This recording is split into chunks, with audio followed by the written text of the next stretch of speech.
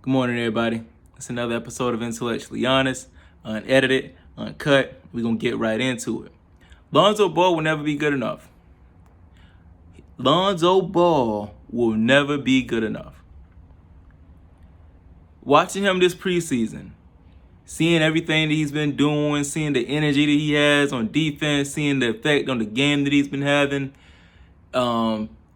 seeing how fast the Bulls run, how fast the offense goes, with Lonzo Ball at the helm, he will never be good enough. This looking at how the fans have been reacting to the games that they played this preseason. Lonzo Ball will never be good enough for some people. And I kind of touched on this in my last video. Lonzo Ball is not, it's people who don't really understand Lonzo Ball. They just kind of jump on the hype train and just see where it goes. It's a lot of people out there that don't really understand Lonzo Ball. I see people saying Lonzo Ball is a failure this season so far. And that's for one main reason. You don't understand Lonzo Ball. Lonzo Ball is a pure point guard. And when I say a pure point guard, I mean like he's up that Chris Paul, Jason Kidd, Rajon Rondo. He's up that mold. But that type of point guard isn't respected. I'm not going to say valued because they're valued. We've seen Chris Paul's value. We've seen the value of having a pure point. We've seen playoff Rondo, on the Lakers. So that I'm not going to say they don't have value or they're not. I'm not going to say they're not as valued. I'll say this: they're not as propped up. And I would say that I would sit here and pretend like that's something new, but it's not really anything new. If like I touched on in my last video, throughout history, like the scoring point guard, the scoring focused guard has always been propped up. Isaiah Thomas on the Pistons was propped up. He wasn't not propped up like he didn't deserve it. He deserved it, but I'm saying like he got his props because he could get buckets. Allen Iverson, even though he was like a small shooting guard, but he was still put at the point in a lot of his career. He will always receive, at least growing up, he always received more props, more respect than Jason Kidd, Steve Francis, Baron Davis. Like those guys, even Steve Nash, because Steve Nash was like one of the best 3-point shooters of his era, and Jason Kidd ended his career as one of the best 3-point shooters, but it took time. So those type of points. I haven't seen a video now on YouTube. I saw a video I want to say a few months ago or a year ago, something like that, at saying Magic Johnson may have been overrated because he's a pure point. Like, that's crazy to me. Because the pure point guard have been some of the, they affect winning more than the scoring point guard. There's only been 2 times, I think, in NBA history where a point guard has led their team in scoring and won an NBA championship. And I think that's Steph Curry and Isaiah Thomas.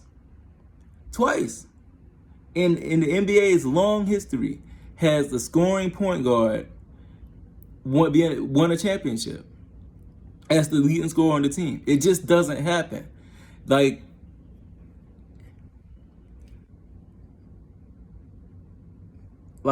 for example, I used to tell people that you might say Derrick Rose is better than Rondo, but I would take Rondo on my team in terms of winning, because Derrick Rose, the way he played, I told people, I hated being right, but I told people that Derrick Rose's body is gonna break down, and when it does, everything that makes him what he is gonna go with it.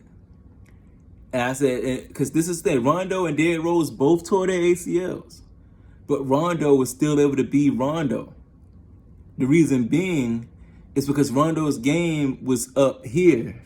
He's a pure point. This game wasn't about out jumping or out speeding or outscoring the other opponent. His game was about making the offense run. And I think that's the kind of point guard, to bring it back to Lonzo, That's the kind of point guard Lonzo is. There's a lot of people, believe it or not.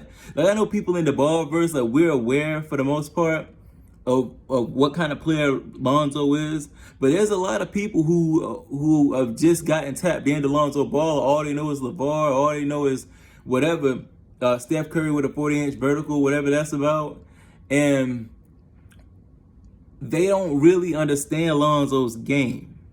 So when they watch it, they're watching him to see if he's going to be Steph Curry with a 40-inch vertical. And if he's not Steph Curry with a 40-inch vertical, they're going to say he's whack. They're going to say he's trash. They're going to say he's a bust. And that's not accurate. So if that's the case, then Lonzo, just take him, just stop watching him. He's never going to be good enough for you.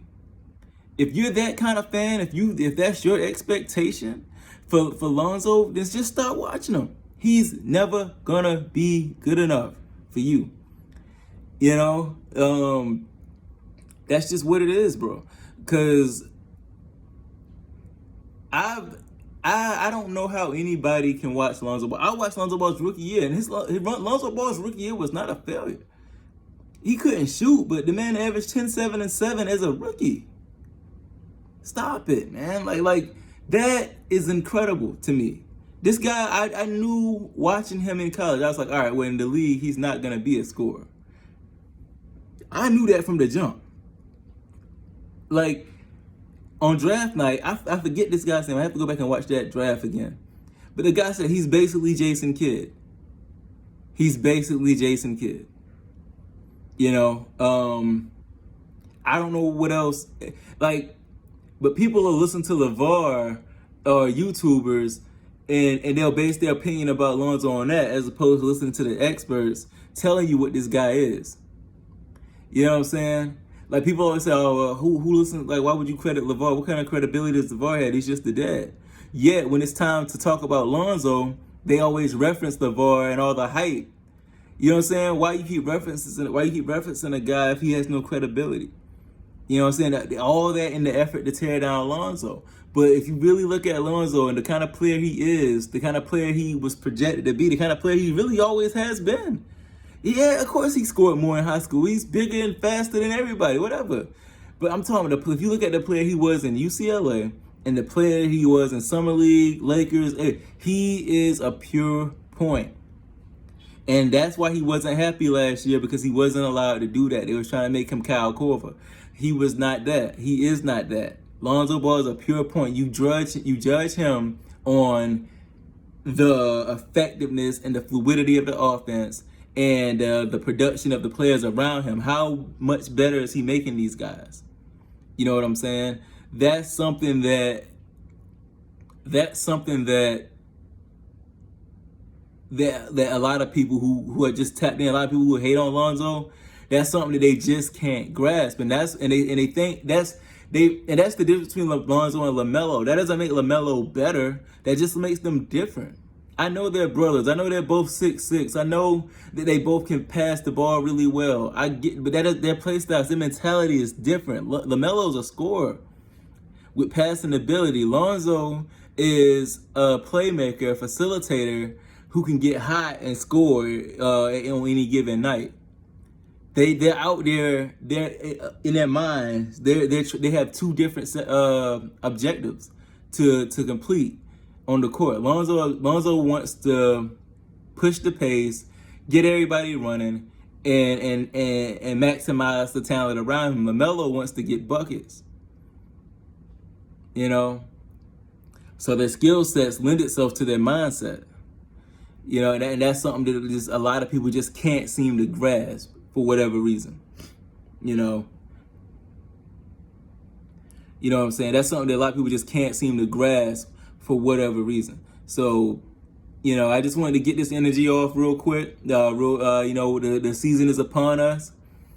What do we expect for Lonzo Ball? I'll tell you, I expect Lonzo Ball's averages this year to be about 15, 7, and 7.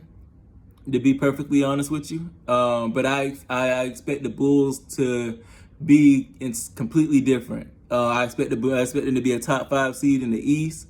I expect them to not be a first round exit. They will be a problem in the playoffs. Don't get it twisted like gravy without a biscuit. They will be a problem. And I fully expect Lonzo Ball to have his hands in everything on the defense and the offense and the rebound. I expect Lonzo Ball to be all over the court, just like we saw in preseason. So, like I said, I just wanted to get this energy off. This is Intellectually Honest, signing out. Like, comment, subscribe, and please hit that notification bell. That way you'll be notified for whenever I drop. So, I definitely hope y'all are tapped in for tomorrow.